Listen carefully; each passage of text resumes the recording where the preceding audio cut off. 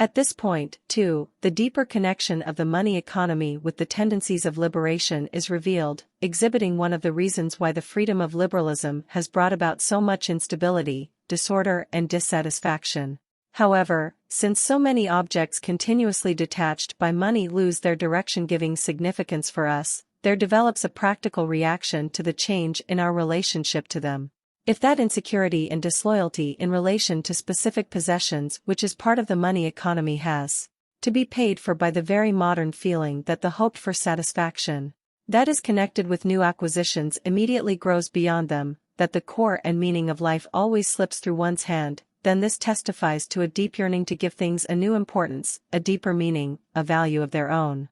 They have been worn away by the easy gain and loss of possessions, by the transitoriness of their existence, their enjoyability and their change.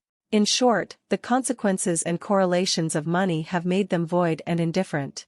Yet the lively motions in the arts, the search for new styles, for style as such, symbolism and even theosophy are all symptoms of the longing for a new and more perceptible significance of things, regardless of whether it is that each thing has its own more valuable and soulful emphasis, or gains such an emphasis through establishing a connection by release from its atomization.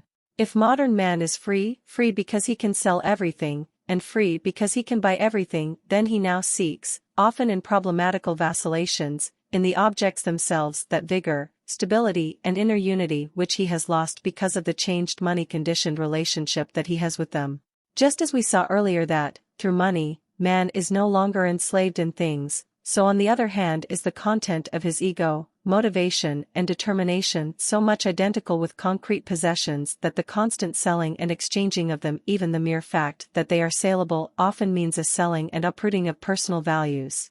The difference in value between personal achievement and monetary equivalent. The money economy will increasingly gloss over the fact that the money value of things does not fully replace what we ourselves possess in them, that they have qualities that cannot be expressed in money.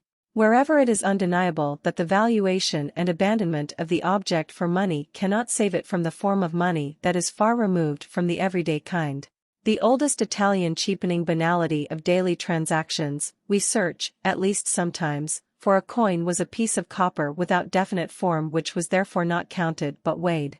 And until the period of the Roman Empire, by which time money matters had already reached a stage of refinement, this formless piece of copper was favored for use in religious offerings and as a legal symbol. It is quite evident that the value of things nonetheless exacts recognition over and above their money value if a personally performed task rather than a substance is sold. And if this task possesses an individual character not only in its external realization but also in its content. The following group of phenomena may make this clear. When money and performances are exchanged, the buyer claims only the specific object, the circumscribed performance. The actual performer, on the other hand, requests, or at least hopes in many cases, for more than just money. Whoever attends a concert is satisfied with their money outlay when they hear the expected program with the expected perfection. The artist, however, is not satisfied with the money, he also expects applause. Whoever wants a portrait of himself is satisfied if he receives it, whereas the painter is not content if he gets the price agreed upon, but rather only if, in addition, he receives subjective recognition and supersubjective fame. The minister asks not only for his salary, but also for the gratefulness of the ruler and the nation. The teacher and the priest demand not only their salary, but also reverence and loyalty. Even the better class of businessman not only wants money for his wares, but also wants the buyer to be satisfied, and even then not only to ensure that the customer returns. In short, many performers of specific tasks apart from money which they objectively recognize to be a sufficient equivalent for their achievement also demand a personal acknowledgement, some kind of subjective token from the purchaser that exists quite apart from the agreed money payment, and that will be a contributory complement to the full equivalent of his achievement.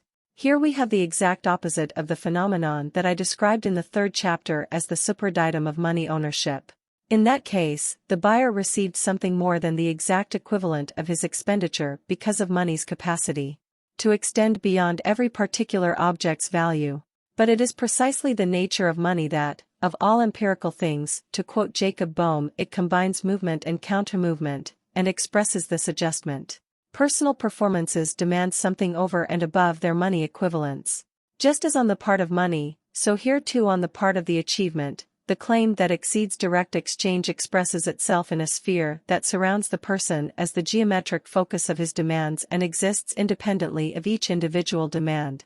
The balance in favor of the performer, which develops in this manner with the exchange of money and personal performance, may be considered to be so paramount that the acceptance of a money equivalent appears to disparage both the performance and the person.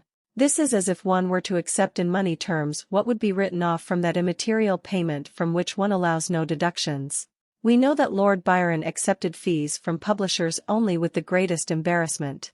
Wherever the activity of money-making itself already lacks prestige, as in classical Greece, because the social significance and productivity of money capital was not yet known, money was believed to serve only egotistical consumption, the degradation increases, particularly with reference to personal intellectual achievements. Thus, to teach or to engage in intellectual work in general for money appeared to be a degradation of the person. As to all those activities that have their source in the core of the personality, it is superficial and unreal to assume that one could be paid for them in full. Is it at all possible completely to remunerate a person for the sacrifices of love? By some other action, however equally valuable it may be and however much it may spring from equally strong emotions? A relationship of total personal obligation always remains, a relationship that perhaps is mutual, but that none the less basically resists the balancing of accounts by that mutuality. In the same way, no subjective offense can be atoned for as if it had not happened, as is the case with external damages. If the guilty person feels he is completely rehabilitated after he has suffered the punishment, then this is the result not of the offense being equal to the punishment, but of an inner transformation which destroys the roots of the sin. That mere punishment alone is incapable of really wiping out the misdeed is indicated by the persistent distrust and degradation to which the sinner is exposed, despite having undergone the punishment. I showed earlier that between qualitatively diverse elements there is no direct equivalence as there is between the debit and credit side of a balance sheet. This is most conclusively confirmed by the values that are embodied in the individual personality, and it becomes invalid to the extent that these values lose their roots and take on an independent objective character. Such values unendingly draw towards money as the absolutely commensurable entity because it is absolutely objective in contrast to the absolutely incommensurable personality. On the other hand, there is something dreadful about realizing the profound mutual inadequateness of the things, achievements and psychic values which we constantly weigh against each other like real equivalents. On the other, it is precisely this incommensurability of these elements of life that gives them the right not to be compared with any particular equivalent and that gives to life an irreplaceable charm and wealth.